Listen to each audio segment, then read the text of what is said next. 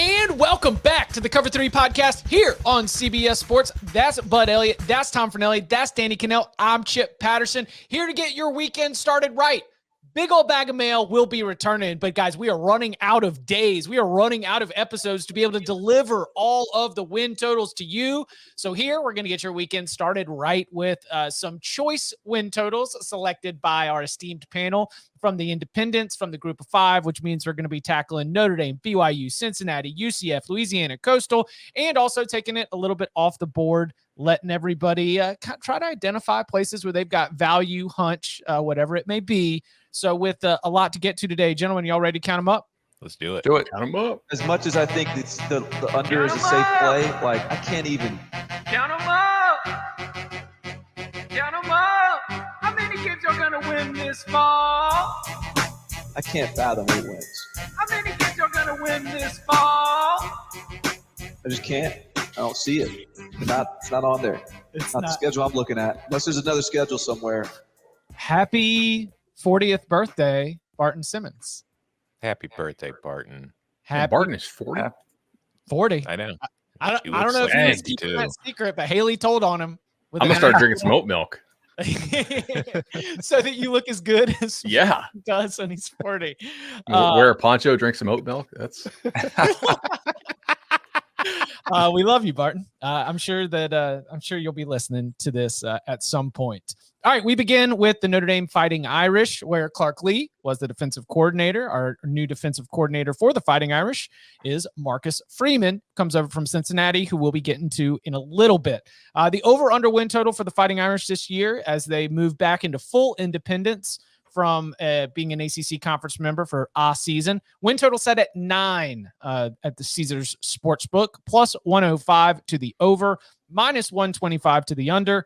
You know, they're putting their schedule together. We got Toledo, Purdue, Cincinnati, USC, UNC, Navy, and Georgia Tech. Those are the teams coming to South Bend. Only 4 true road games: Florida State, Virginia Tech, Virginia, and Stanford. Of course, there is that neutral against Wisconsin at Soldier Field that we mentioned in the Big Ten West episode. Which way? Who wants to jump in first? Which way are we going on Notre Dame 9 wins for 2021? under. I'll wake up the echo. Are you going to take the over? Yeah, I'm on over. I'm going to go with the under. And mainly I just feel like 8-4 is more likely than 10-2. And I'm about to say a lot of good things about Notre Dame. I've been a Notre Dame defender all year. Last year on Barton and Bud, we would criticize them for not being able to hit explosive plays through the air, but then also point out Kevin Loston and Braden Lindsey got hurt in the preseason or in week 1, and they were unable to hit those explosive plays. And now they expect those guys to come back and have an impact. They recruit really well on the offensive line. I think Jack Cohn could be a serviceable QB. Their tight end room is amazing. I think they have a lot of talent on defense. But they also lost quite a bit off last year's team. And, you know, last year was a good team. Was it actually a top 4 level team? I don't think so.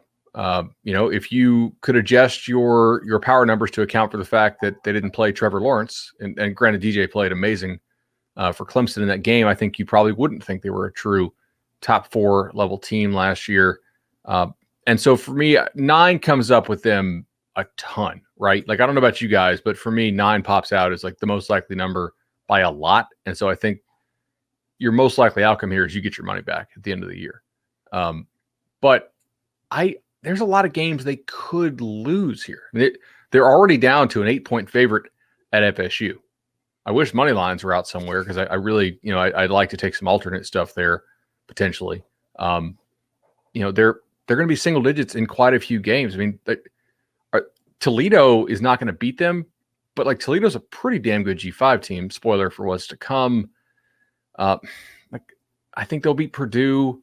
They'll be an underdog at Wisconsin.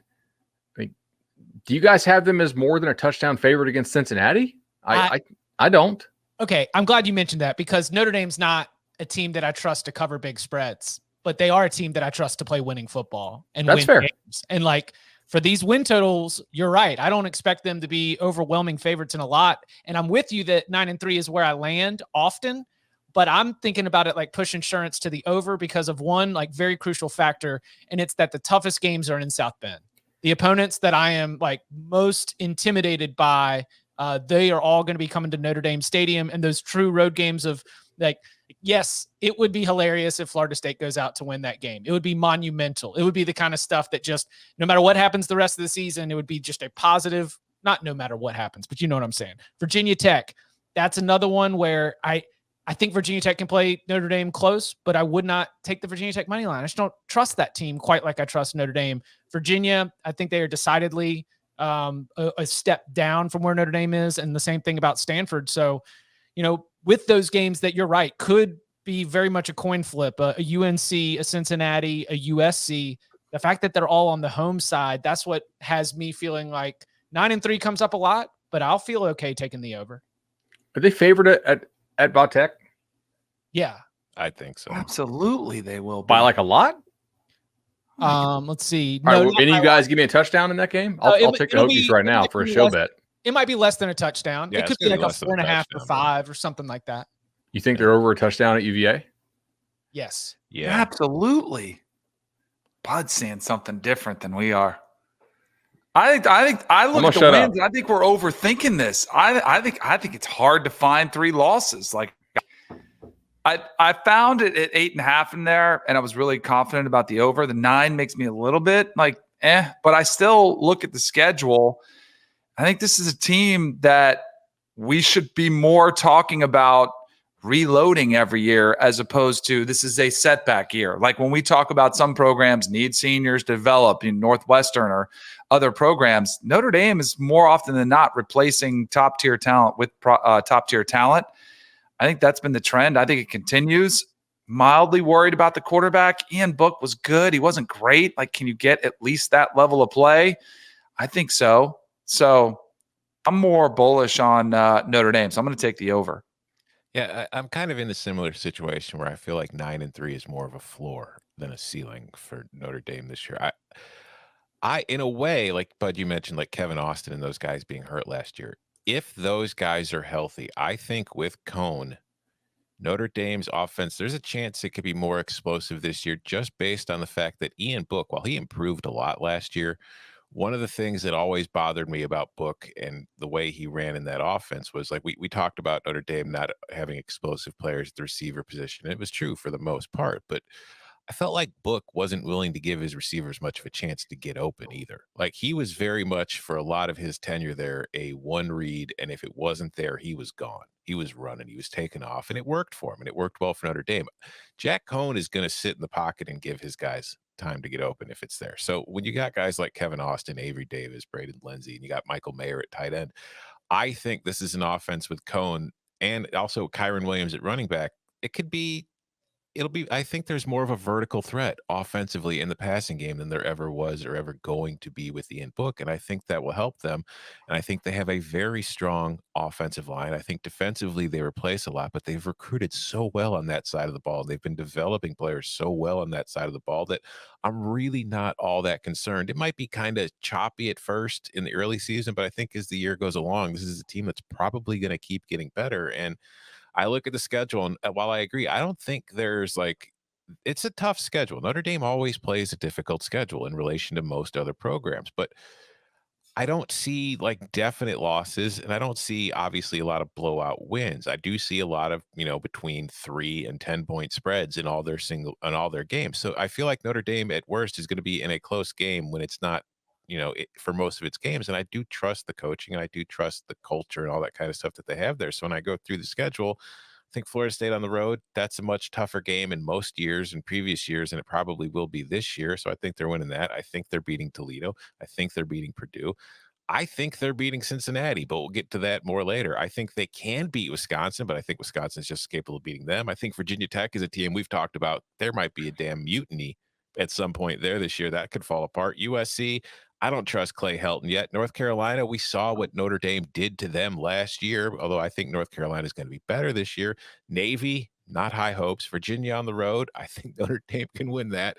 Georgia Tech and Stanford wins. So when I go through there, I see 2-3 losses as a certain possibility of outcome, but it's just there's no games on that schedule where I look at and say, oh, yeah, that's for sure the loss. I feel like they're 45% minimum in all their games. I was filling out my All-America ballot for the CBS Sports All-American, and I was surprised at how little I've thought about Kyron Williams. And I have to keep thinking about Kyron Williams because when you talk about an all-purpose back, somebody who can help you receiving out of the backfield and be really, really dynamic, I put him in that APB category on my All-America ballot. And he's not alone either. They've got guys behind him too, like with Chris Tyree. Chris Tyree is still good. Freshman I've heard good things about. Audric something. Can I suggest something here? Sure. Yes. I would much rather bet Kyron Williams at 175-1 for the Heisman, which you can get him at right now, than bet Notre Dame over its win total. If Notre Dame is going to go over its win total, if this team is as good as you guys think it's going to be, they might be much better. And I think the payoff would be like, that's a number you can hedge, right, going into the month of November if somehow the Irish are undefeated. Like, I'm not saying don't bet the over or don't bet the win total. I think Danny brings up a great point about taking the over 8.5 at other places. But you can get Kyron Williams for 175-1 right now. Like, but he's got a loaded room. They do kind of committee that thing sometimes. And he is a running back, and nobody cares about them anymore. It's That's all fair. receivers and QBs now. Yeah, Heisman's all political. It can't Receivers be, are the new running backs. It's either going to be quarterbacks or receivers. That's it from now on for at least like the next 20 years. Yeah, I'm very interested. Oh, and then Kyle Hamilton, Jarrett Patterson. Like you can quickly start to string together truly like elite All-American level talent. Plus the names that we will get to know as they continue to turn things over. How many games are going to win this fall? Brings us to BYU. The Cougars have an over-under win total at Caesars Sportsbook of 6.5, minus 130 to the over, plus 110 to the under. For the games in Provo, Holy War, Utah coming to town, Arizona State, USF, Boise State, Virginia, and Idaho State. BYU will be going on the road to go play Utah State, Baylor, Georgia Southern, USC. They start the season week 1 with a neutral against Arizona. So after we know that we're losing Zach Wilson. We know that we're losing offensive coordinator Jeff Grimes. And there are other pieces too from that wildly successful season that are going to be gone. However, I think that there's still expectations that Kalani Sitake has built up a good program and that this team is not going to have the bottom fall out. The question is, where do they land in the setback? So with the win total of 6.5, the schedule gets tougher. What do we think happens for BYU? I'll go. I'll take the over 6.5. But man, I don't feel great about it. You talked about Kalani Sitake built up. He was on a hot seat last year. Like BYU fans were kind of like, all right, because he had the good year 1 after Bronco with his players and kind of his, leaders of the team. Then they struggle a couple 7-6, and it wasn't looking great. And then last year was the breakout season that was perfectly scheduled for what unfolded. Like the schedule was a joke, and we've been over that. And I think replacing Zach Wilson will be an issue. Young defensive line. I don't know. This is one of those ones I just don't know what I'm going to get, but I feel like 7. Like I'm having a hard time finding the losses here. Like I find 4 losses, but I don't know. I don't find like the Virginia game at home is one of those ones I'm kind of torn on. I don't know. I think Bronco Bowl. What's that? The Bronco Bowl. Yeah, I think 7-5 is the record. I'm on the under, and this is a very dumb wrinkle. I'm admitting that it's dumb, but there are these games that you mentioned where it's kind of coin flip. You're not really sure what you're going to get. Games like Baylor, Washington State, Virginia. You're just like, I don't know. I don't feel great about either side. So I think that those Power 5 opponents, the ones that are on the schedule, Power 5 opponents back on the schedule now, they're all teams that need the BYU win because they're all teams that are in kind of the lower half of their own conference. So when that game cycles up, it's not going to be a situation where BYU is going to catch these teams napping. It's going to be like the coaching staff and the players saying, okay, we got to win this game if we want bowl eligibility. Like if you're a Baylor fan or a Virginia fan or even a Washington State fan, you're going into the season hoping that this is going to be a year where you can get 6 wins.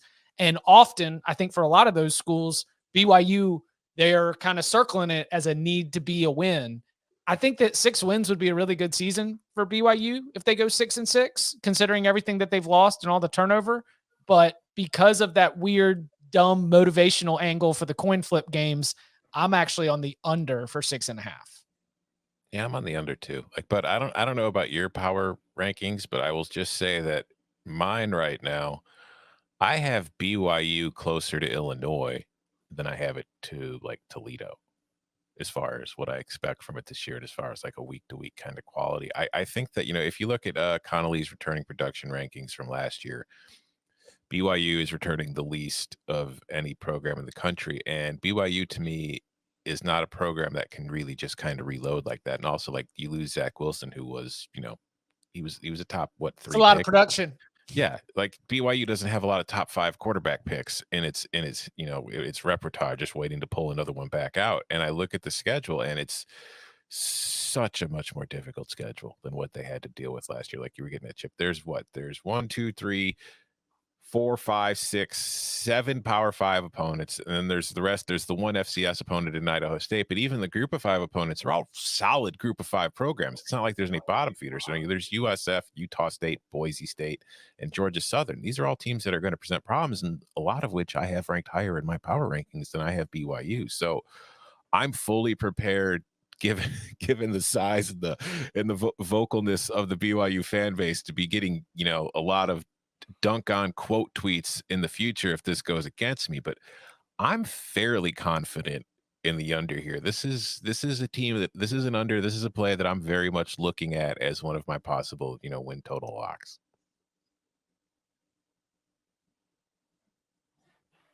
You're muted.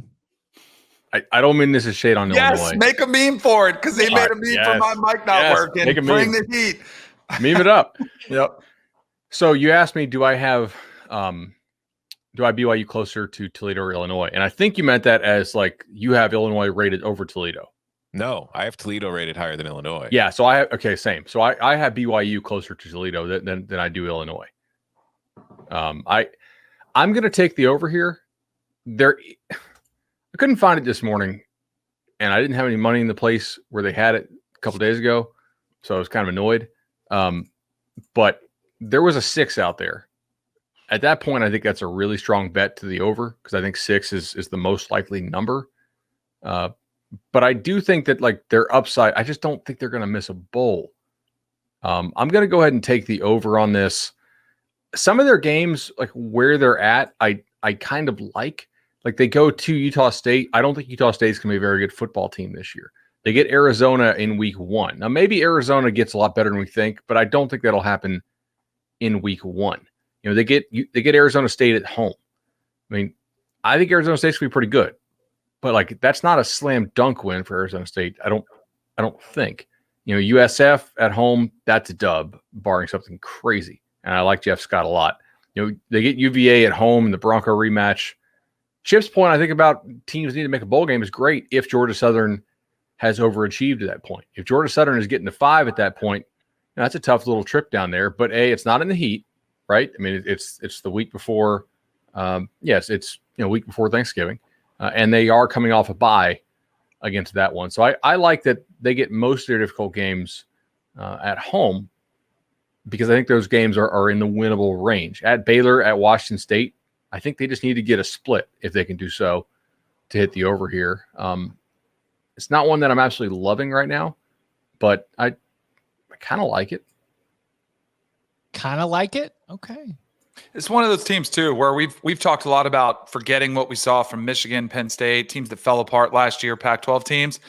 You have to forget what you saw last year with this team too, because the schedule was such a cakewalk. You just have to this. I think this is one of the, and when I've looked at the Pac-12 teams that are facing them, I kind of don't know what to do with BYU.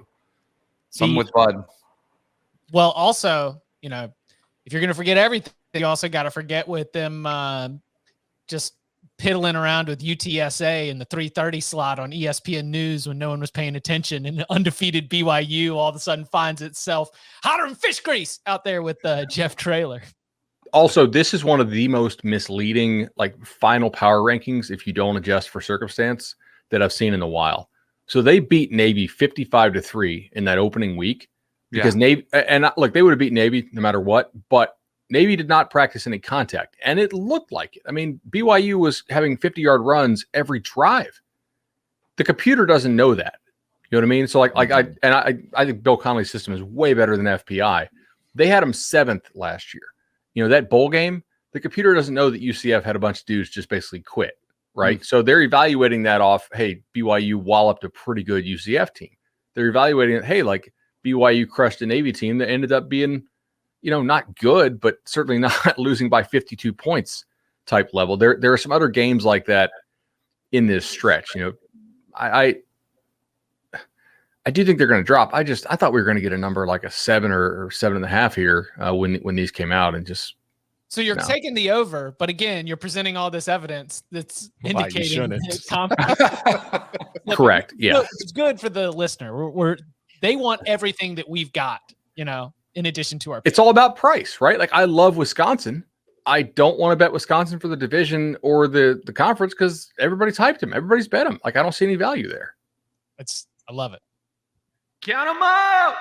Let's take a little spin on into the American Athletic Conference, and we start with the AAC favorites, the Cincinnati Bearcats. After an undefeated regular season last year, they have a win total of 10, whole number, -110 to each side at Caesars Sportsbook. The home draw, Miami of Ohio, Murray State, Temple, UCF, Tulsa, and SMU. And then on the roadies, there's the 2 games. If we're going to talk about Cincinnati and the college football playoff, everyone in all of the narrative is going to be pulled from what happens at Indiana and at Notre Dame. They also, in conference play, will be traveling to Navy, Tulane, USF, and East Carolina. We're replacing Marcus Freeman, as we mentioned, the new Notre Dame defensive coordinator, with Mike Tressel, formerly from the Michigan State staff, longtime assistant under Mark D'Antonio. Who wants to take first stab at the Bearcats? I'll go. It's a push. Like, we have 10, and that's what I have being the overwhelming most likely outcome, because when I look at that schedule, it's like I don't think we need to worry about arguing about whether Cincinnati deserves a playoff spot this year, because I do think they're going to lose 2 games. I think that when you look at the 2 road games with Indiana, Notre Dame, and then that UCF game at home, I'm confident that the Bearcats will lose 2 of those 3 games. I think they're definitely going to lose that Notre Dame game, and then I think they're going to win one of the UCF-Indiana combination. So the question then becomes, can they go perfect in their other games? So while I think 10-2 is the most likely outcome, I think 9-3 is more likely than 11-1. So since I have to choose a side here, I'm taking the under. I feel like I'm going to push at worst. So that's where I'm going to go.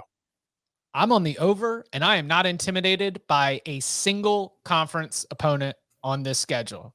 I think that on a neutral field, Cincinnati is a touchdown better than UCF, and I think that with that game being at home, it's shaping up for Cincinnati to go undefeated in conference play. Now, what happens in those 2 games against Indiana and Notre Dame?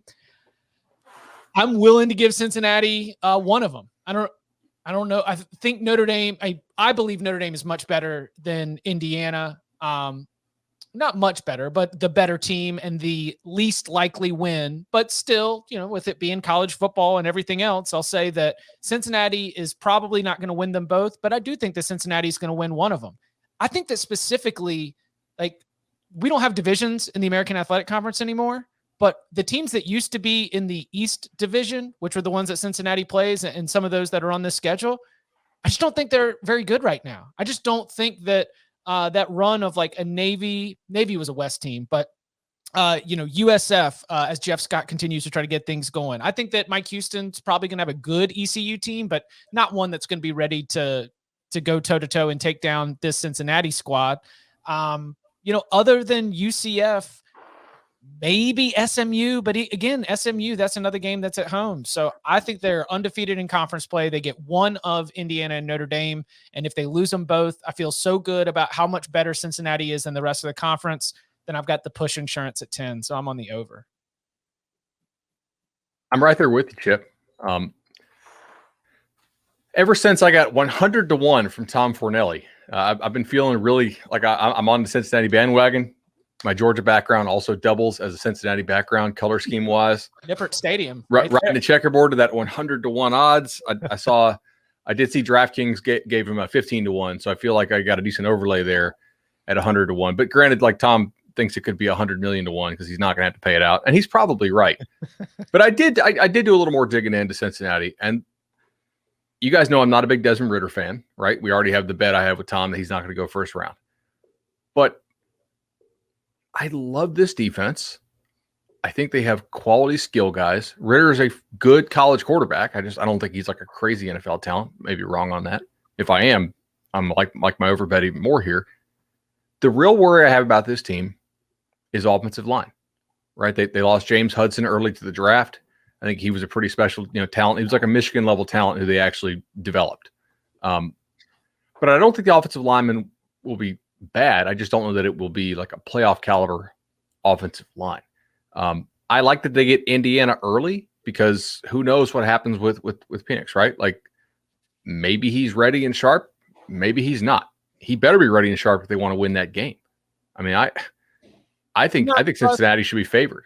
Do you not trust Jack Tuttle?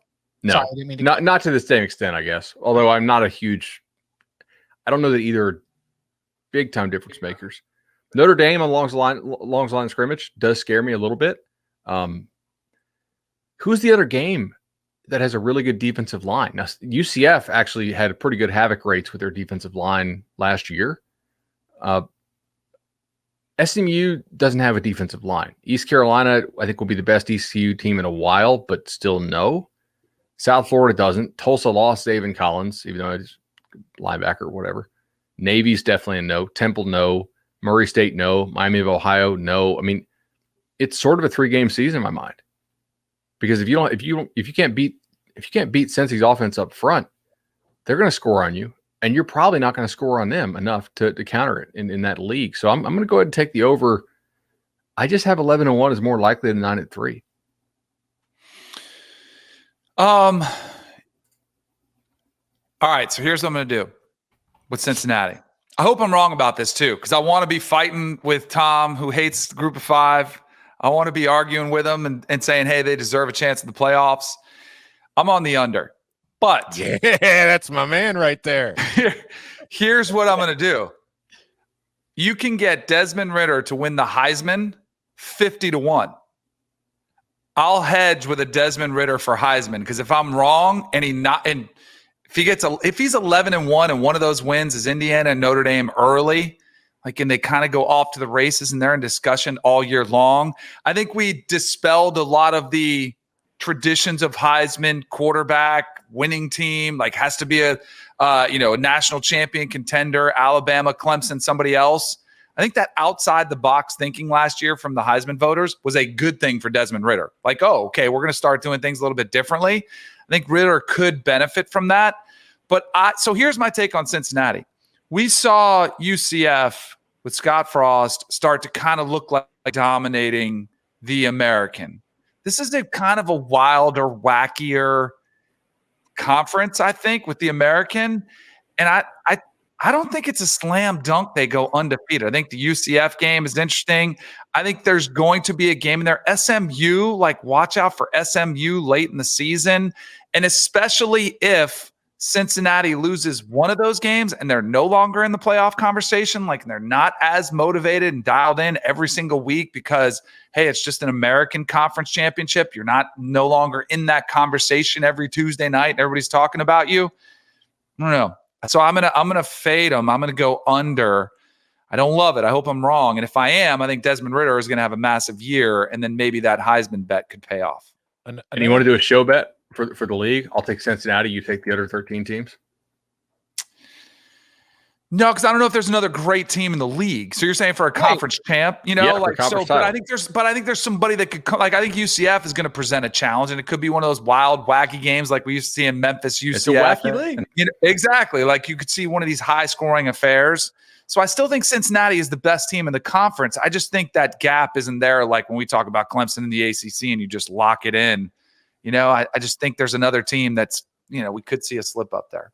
One thing to consider, too, with the Cincinnati season last year, if you go through their schedule, all right, They opened the season with a 35-point win over Austin Peay, 14-point win over Army, 21-point win over USF, 29-point win over SMU, 39-point win over Memphis, 28-point win over Houston, 38-point win over ECU. It's like, holy crap, this team is really, really good. Then the home stretch, 3-point win over UCF, 3-point win over Tulsa, 3-point loss to Georgia. UCF and Tulsa were the next best teams. Exactly. I will say the gap between Cincinnati and the other good teams in the American, like Chip, you think that Cincinnati's a touchdown better than UCF. Yes. Strongly disagree. Okay. We'll get to see it. I push back a little bit on what Tom just said there. I think he has a really good point about the down the stretch thing, but I don't include UCF in that stretch. I mean, their like expected scoring margin in that game was 21.1. Like I think UCF was extremely fortunate to be within single digits, But like Tulsa played them head up. They're just very, very even game. And they I guess to their credit, they played Georgia pretty even up. Like they weren't super lucky to be in that game. Georgia kept coming up short on some 4th and 1s and stuff, but Cincinnati stopped them. I thought Cincinnati didn't play well to start the year. I thought that the Army game was ugly. I thought that not beating South Florida by more was a little bit disappointing. But in that middle stretch, when they just started kicking everyone's ass, that's when I woke up and I said, all right, okay, well, this is maybe a more well-rounded football team than I had initially considered. They started scoring points. Yeah, they turned the ball over 4 times against USF and still won by 21. So, yeah, they were playing dumb. Like, ew, I didn't like it. How many games are going to win this fall? Coming up on the other side, we turn our attention to Gus Malzahn, the UCF Knights, a very experienced Louisiana team, and much more next. Magic, Jordan, Barkley, Bird, Malone, Ewing. The 1992 Dream Team changed the game of basketball forever. Dream Team, the birth of a modern athlete, is a new 5-part original series streaming exclusively on Paramount+. This documentary takes you deep into the greatest basketball team ever assembled, with never-before-heard audio interviews from the players themselves. So you get to hear as the team breaks down many things, including the greatest exhibition game ever, Team Magic against Team Jordan, the moment the torch was passed. You can watch Dream Team, Birth of a Modern Athlete, a new 5-part series streaming now exclusively on Paramount+. Josh Heupel, hired away by Tennessee. Gus Malzahn, after getting ousted by Auburn, lands in pretty good situation, especially here immediately, because Dylan Gabriel's a very, very good quarterback. You've still got some good skill position talent. What the offense is probably more of an intrigue point for us, because while as much as Tom and I are in disagreement about the distance between Cincinnati and UCF, I'm in full agreement that UCF is that next best team. In terms of the win total that we've got from Caesars Sportsbook, it's at 9.5, minus 110 to either side for the home slate. They got 8 home games. Good job. That's Danny White, right? No, Danny White left. Well, he probably would have scheduled these though, right? Yeah. 8 home games: Boise State, Bethune-Cookman, ECU, Memphis, Tulane, UConn, and USF. On the road, they've got Louisville, Navy, Temple, and SMU. Which way are we going with the Knights? Danny, they're your team. You should go first. I need to hear you guys first. Over. I think that Boise State new head coach, and that game's going to be at home. That's awesome. Heat. Bring that heat. I love the fact that we're looking at the schedule. And yes, I'm going to be giving them the loss for Cincinnati, but they can beat Louisville. I think that they're going to take care of business against Navy. I don't think Temple's going to be very good. Like I think there's a big division even within the American Athletic Conference between some of those teams at the top. So I feel good about 10-2, and so let's just say Louisville and Cincinnati are the ones that I'm chalking up as the 2 losses there. Again, I'm going to give you, I think that the spot for Boise State situationally is great for the Knights. So I'm going to be on the over. I'm on the under. It's not a super confident under. I wish this was at 8.5, because then it would be over, but at 9.5, I have to go with the under. I think 9-3 is the most likely outcome for UCF this year. I think that Boise State game to open the year, that's going to be a tough game. I think for Gus Malzahn, his first game, that's a tough opponent, especially for UCF's defense, which I think sometimes struggles. I think at Louisville is a tough game in the non-con. So that's a pretty difficult non-con right there. I think once you get into conference play, Cincinnati on the road, we just talked about Cincinnati. I think Cincinnati wins that game more often than not, but I think it's a lot closer than like you think it will be, Chip. I think Temple on the road should be a win. SMU on the road, kind of tough, but the rest of that home schedule in the conference does set up well for them. So I do think that they're going to win most of those games, but there's also the fact that they have their bye in the 4th week of the season, and then they don't have another one. So the entire conference schedule is a consecutive game by game. Every single week, UCF is going to be playing. Some of those games will be on short weeks. The Friday game against Memphis at home and a Friday game to finish the season against USF at home. When you look at all that, it's not difficult to see a 3rd or even a 4th loss coming up in there at some point. So it's not one I'm highly confident in, because I do think UCF upgraded significantly at the coaching spot going into this year. It's just, I don't think this is the same UCF team that we saw a few years ago. It's just simply a very good American Athletic Conference team. I'm with Tom on this. Oh, sorry, Danny. No, go ahead. Yeah, I'm with Tom on this. So if you want to take the under, Will Hill is the spot to bet this for sure. Like, they are absolutely the highest on the market on UCF. There are some 9s out there if you're somebody who wants to play, the over more. And, I think 9 is the most likely number that they land on. To me, they have a couple games that are just no doubt locks. Bethune, I think, is a lock. Yeah. I want to put East Carolina in the lock category because it's in Orlando. I don't think they're going to lose to Temple no matter where they play it, and that's a road game, so that's in their favor. And they get, UConn at home, USF at home. I don't think those two teams can really challenge them.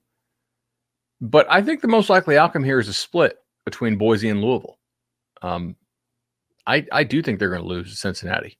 And, Memphis, Tulane, SMU, that's a difficult sweep. So I'm going to go on the under here. It's not one that I'm, hammering, but just more likely than not. I'm also really curious to see, what does Gus Malzahn do with Dillon Gabriel? Dillon Gabriel is not unathletic, but he is not somebody who really scares you as a runner. And Malzahn's offenses with guys who are more pocket passer types have been bad. And every time, like, hey, we're going to switch to, throwing the ball around and pocket passing, and Sean White, Bo Nix, it doesn't work. He's a natural wing T coach. And when they have runners, like when they had a cornerback from Georgia and Nick Marshall, they converted him to QB. They make a run to the national championship game. That's some interesting turnover system wise. So go ahead and give me the under on this. We're at 9 is our number. 9.5. All right, I got to go under 2 then. Yes, because I'm with you guys. I think 9-3 is probably the outcome. What's going to be fascinating is Gus's criticism was the lack of developing a quarterback, right? And Bud went over all the reasons. Now he's got a quarterback who had the best season, most passing yards in anybody in the country at 357 yards a game. If there's a regression with Dillon Gabriel, where does that fall at the feet of? Like, and he clearly, I don't think he's going to lead the country. Let's say he's like, okay, and he's good, but not great as he was last year. And with the new system, and I totally agree with Bud's points, like, that's going to be on Gus's feet. I still think they'll be good. And that's the one thing I don't think Dillon Gabriel needs to be developed, right? It's going to be a fascinating storyline to watch it unfold.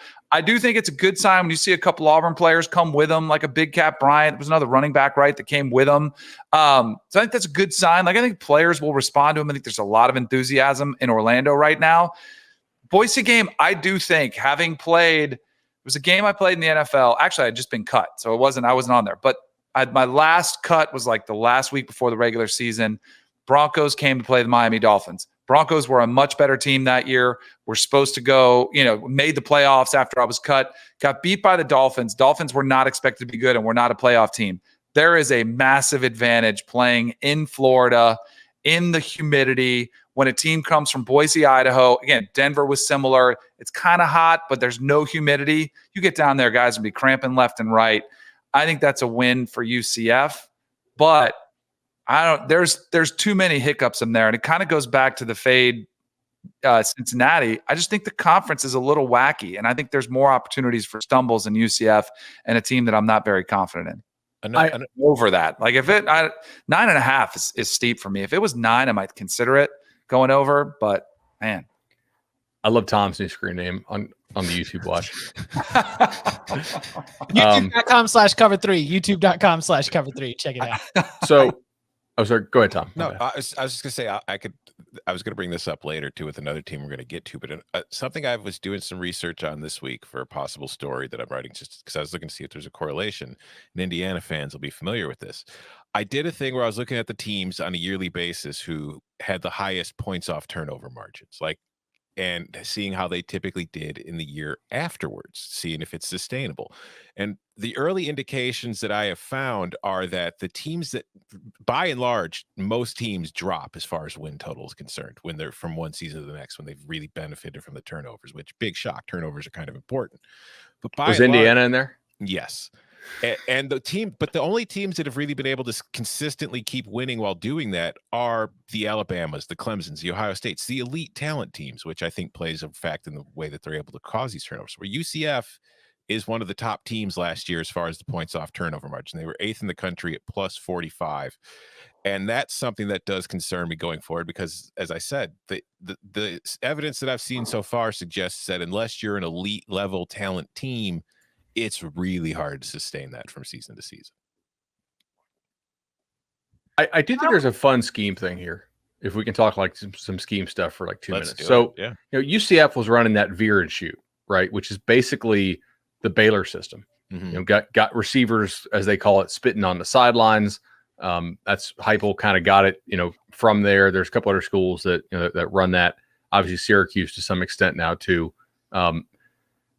I am interested in how much Gus is going to just use that while Gabriel's there and then recruit to whatever he ends up wanting to run. And we do know that there is some relationship there between Gus and Briles, because if you recall, remember when Jarrett Stidham was going to leave Baylor, right? Yeah. He ended up at Auburn, and I think it was sort of like the, hey, former high school coaches in the state of Texas or in that region type relationship as one of the reasons why Stidham, I mean, this is a couple of years ago now, but I remember being told like he's going to end up at Auburn because Briles trusts Gus to run that offense.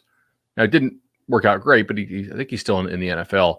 I wonder how much they're going to sit down with some of the veer and shoot guys and say, okay, we got a kid that absolutely kills it in this system. Let's just keep running this thing. Because the kid that they're recruiting right now for QB, Thomas Castellanos, is a player who Florida State, Georgia Tech, high, schools that recruit pretty well, even better than that. They all wanted him to play running back. So it does seem like he's going to go back to a guy who's very mobile and maybe not the best passer. But on this roster, wouldn't you just stay running that same offense if they already know it and it's actually a pretty quick install typically? All right, so Gus, when he's at Auburn, we saw him give up play calling duties how many times? And what always happened? Offensive coordinators. What always happened? Gus came back. I'm gonna take back over it now. I hear what you're saying, and I think that would be I think you should do that, especially when you've got a quarterback who's coming off this incredible season and he's incredibly talented. But and Gus is on the record as saying we're gonna build around our quarterback. I don't know. I don't know if it's in his nature to do that, but I agree with you on some of those running concepts and some of, putting him in a position where if he's not comfortable, I don't know, that could be dicey. But I agree with what you're saying. You should implement some of what you've been doing. I just don't know if Gus will embrace that. Do you think that Dylan Gabriel can run and be an effective +1 value added part of the run game? So for reference, he averaged, I think he had 72 rushing attempts on the season, though, of course, how many of those might end up being sacks. Never ran for more than 49 yards in any single game, 2 rushing touchdowns, 2.3 yards per attempt. He did have, hold on, so I can sort this. Yeah, I've never. You don't have to be great. A he lot of 7.2 per carry on zone read. Yeah. That's the thing. That's solid. I imagine him as someone who could be able to do it. It's just the the system didn't always set it up. I was thinking Dylan Gabriel keeping rolling out to the side might make a outside linebacker panic, right? You're just not really sure what you're going to be able to do. I think he's athletic enough to be able to be effective in Gus's system. We'll see. Count them out. Taking it on to the Sun Belt, where we find the Louisiana Ragin Cajuns. Win total at Caesar Sportsbook set at around 9.0, minus 115 to the over, minus 105 to the under.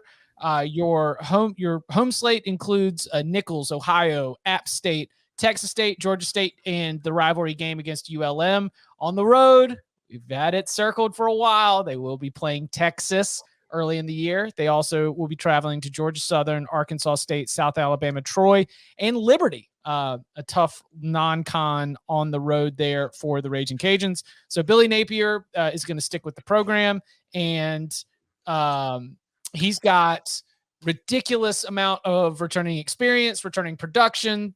I think double-digit number of super seniors, not quite our Illinois levels, but Levi Lewis at quarterback is among the significant ones there, a bunch back on defense. So after double-digit win season, competing for Sun Belt championships,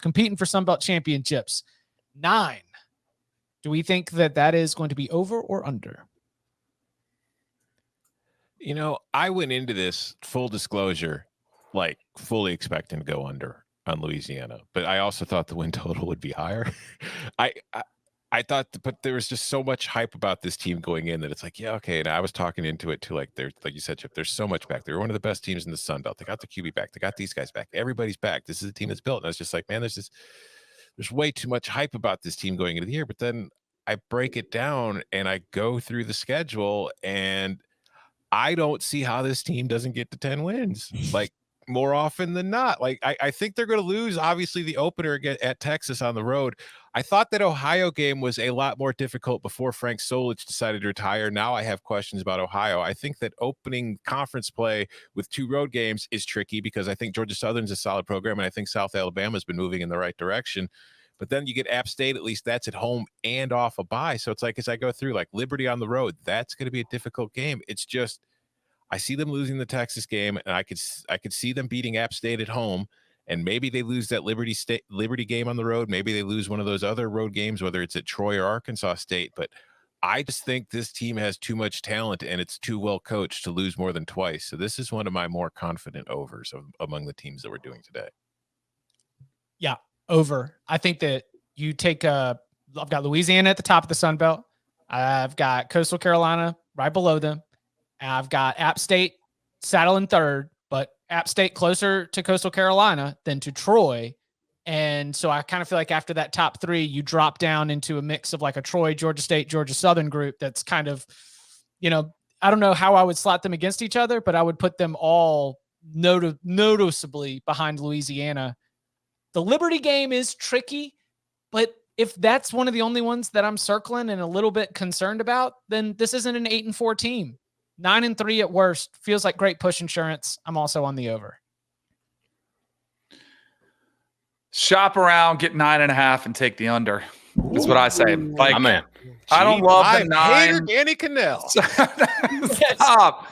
All right, so here's the deal. They're 0-2 against you guys. Are like Liberty's, questionable. I think Liberty's a better program. I think Liberty's a better team. I think Liberty wins that game. I think Texas. Louisiana's going to be a trendy pick for a lot of people. Like, hey, maybe, and they might be in the conversation for the best Group of 5 team, but they caught Iowa State completely by surprise. Texas, Sark cannot lose this game, right?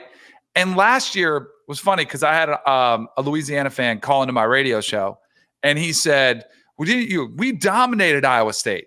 And they really didn't dominate them. They had, 2 special teams touchdowns in that game, which were the difference. And then if you looked at it, like, it wasn't a great game for Iowa State by any means, but it was a pretty even game. I think Texas. So then you got to go, 10-0 to get the remainder. It's 9's tight. It's probably going to be 9. But I think the Sun Belt has a lot of talented players in it, and I don't think it's a guarantee that they run the table in there. So I'm going to take the under for the show purposes, but I would shop around and try to find 9.5 and take the under on that one. I'm going to join Denny on the under here. Now, I would not bet under 9. Like I don't think that's I don't think that's going to be profitable. I would bet under 9.5 minus $1.25 that I'm seeing at a couple spots right now. I think they're going to be dogs at Liberty. Personally, like I think Liberty to be favored, not like by a lot. Yeah, I've got those two teams rated pretty evenly, and so they're going on the road. I agree. I have some concerns here.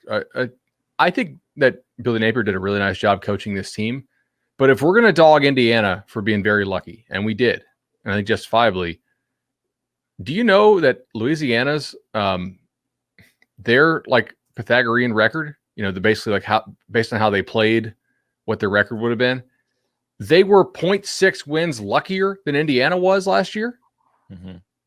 That's pretty crazy because we know about all the breaks Indiana got. So they were only 44% to beat Iowa State.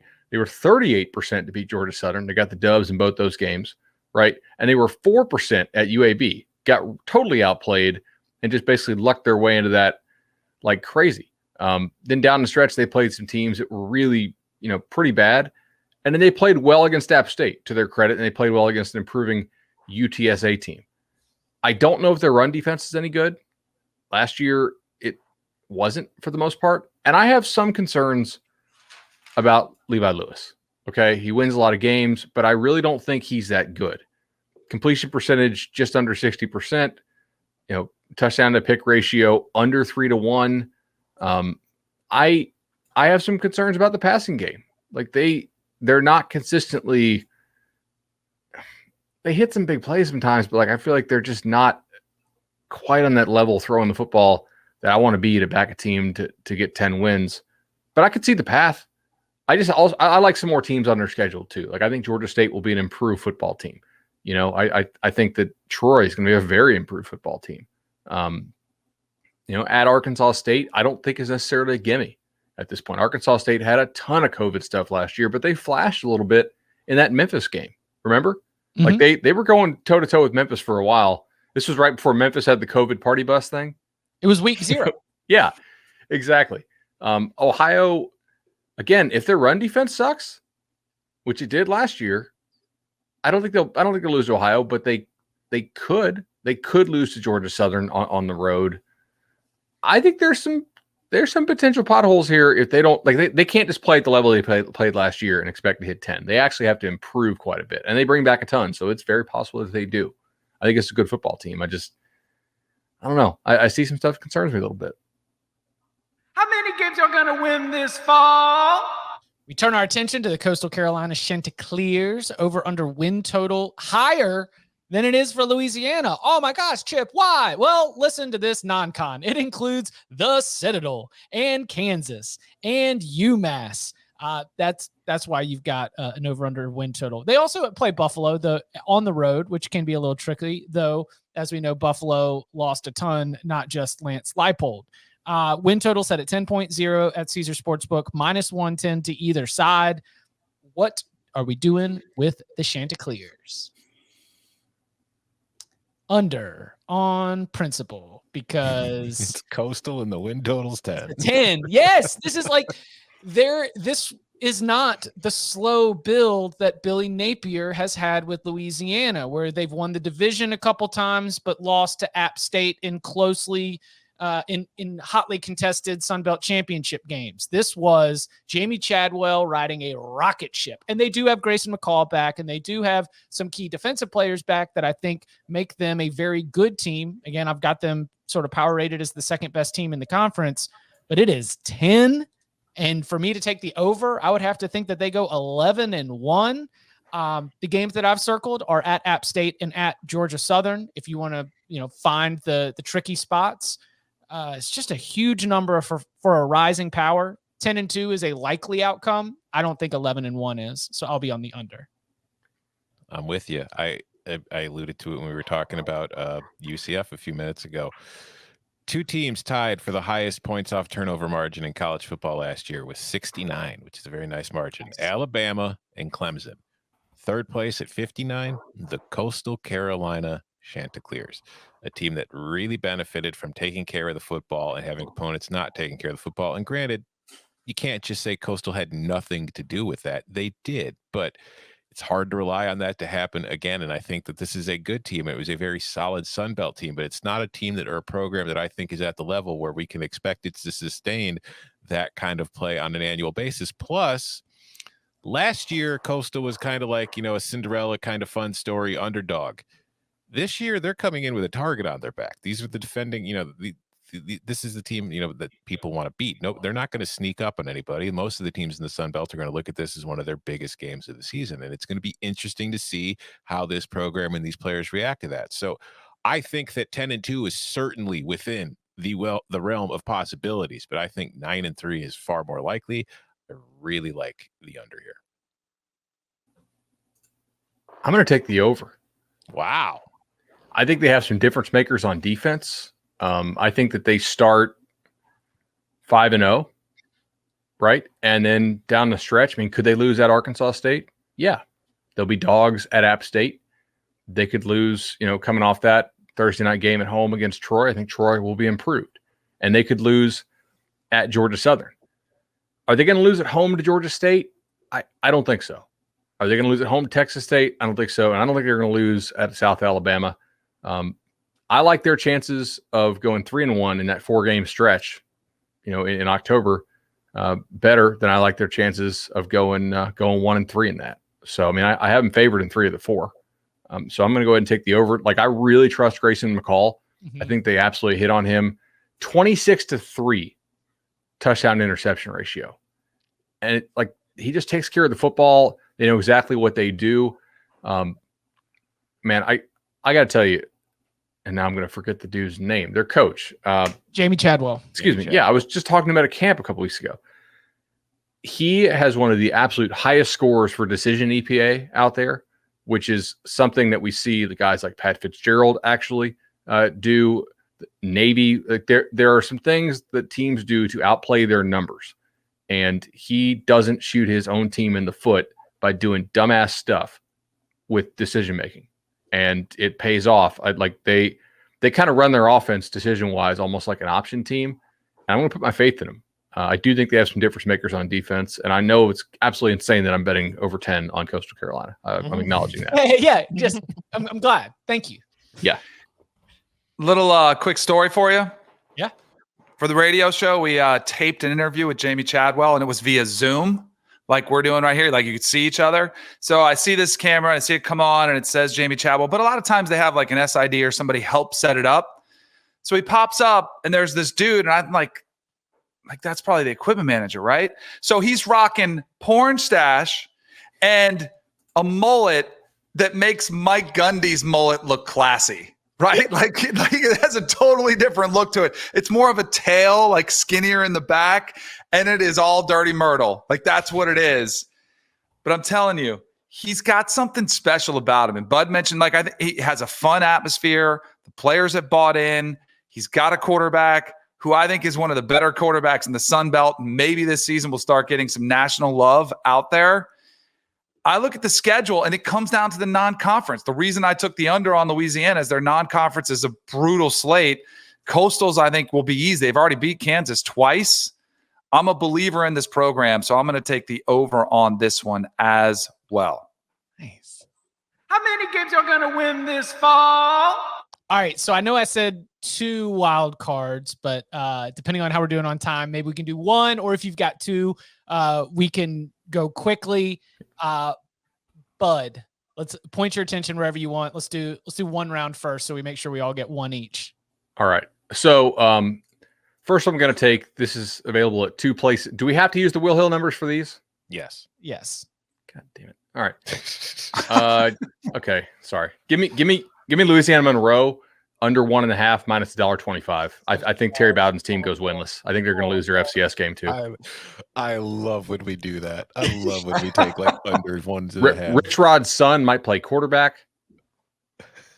Oh, Rich Rod, Coach's son. There's no advantage of Rich Rod as an offensive coordinator in the Sun Belt. All right, I got one for you, and then I have to run.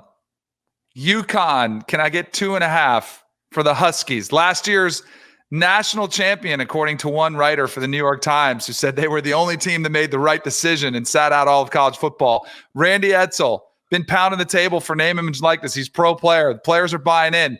2.5, Holy Cross, win. UMass, win. Yale, win. There's your 3. UConn UMass over a win? 2.5. Our boy, come on, Walt Bell, guy there, bud. UConn didn't play last year. That's a good. They're healthy. They're fresh. They're hungry. Book it. All right, I got to bounce. All right. I'll go. Here's one. Under Navy 3.5.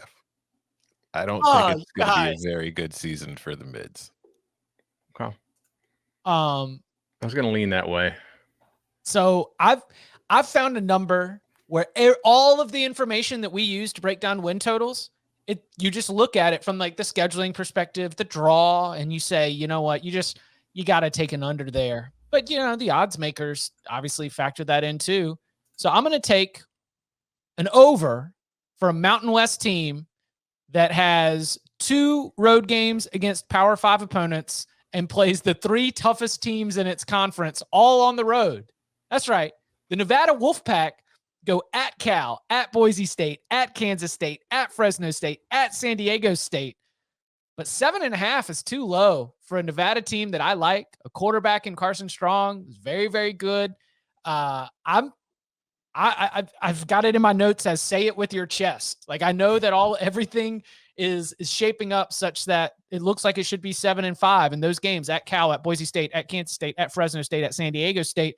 They could they could lose all those games, but I think they win 2 of them and the numbers flip. And this is a team that's 8-4 or better. So I'm going over 7.5 with the Nevada Wolfpack. One more for me.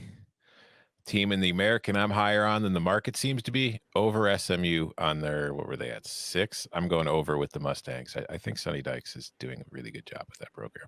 I like that. That team's bowling. When I saw that at like 6 on the number at Caesars, that feels like good push insurance. I think SMU might be better than Memphis, but we just got to wait to see how all that plays out. How do you have Tulane rated? Because I don't feel confident in my Tulane analysis right now, at least from the numbers perspective. I don't like where they're landing. Yeah, I'm not huge on Tulane this year. I don't think they're bad by any means. I think they could kind of be in that tier with SMU, Houston, and Memphis. It's just I have more confidence in those 3 programs right now than I do Tulane, even though we all know how I feel about Willie Fritz. Yeah. I'm going to rapid fire 4 here. Let's do it. Toledo over 8.5. I think Toledo is the best team in the MAC. I think they have a pretty good chance to win 10 games. That's at Will Hill. So I'm trying to give these all out from Will Hill. Caesar Sportsbook, right. Also, Troy over 6.5 minus 135. The market is moving to 7. If you want this, get it now. It actually opened at 6 where I already bet it, but I would bet it again at 6.5. The rest of the market seems to be going to 7. And then I want to give 2 off markets. Well, are we for the Locks Pod? Are we going to give? Do we have to use Will Hill? Ooh, good issue of debate here in minute number 63 of the podcast, because we have in previous Locks editions said, I can get you, the common rephrase is, can I get a? And Tom has always been what arbiter of I can get you a 5.5. So, 5.5 or something like that. Let's give the folks some value right now then while we debate this. These 2 are not at Will Hill, but these are numbers that I think are really good. NIU under 4 wins is available at a couple of US-based books. We're not having to go offshore here. And one US-based book is posting up Old Dominion under 4.5. And I have already bet it under 3.5. And that is absolutely something. They didn't play football. 4.5 minus 115 to the under. It's not like you're paying baked in juice. That's the best bet I can make all year. Any others, Tom? I have an NBA one. Okay. What's that? There's an American sports book that has recently posted the win total for the Chicago Bulls at 39.5. Over. Yeah. Easy. Come on. Ooh. Just go ahead and get in on it. Bulls are going to be good this year? I think they'll be better than 500. Yeah. So they play 80 games in the NBA. All right. 82. Yeah. I mean, that was Tom's Red Sox because it was posted at 80.5, and he was like, that's a team that's going to be able to play some 500 baseball. Now, the sweats over Pittsburgh and what happens with the Pirates over the next. Hey, I still believe in the Pirates. They're going to get there. The Buccos. All right. To 59. You can follow him on Twitter at Tom Fernelli. You can follow him at Bud Elliott 3. You can follow him at Danny Cannell. You can follow me at Chip_Patterson. We will be back next week. SEC win totals. And then at the end of the week, win totals locks. Then the next week, game week, guys. That's it. So we will be back with win totals locks at the end of next week. Then the actual week 0 locks, and now the season's off and rolling. Cannot wait. Gentlemen, thank you very much. Thank you. See y'all.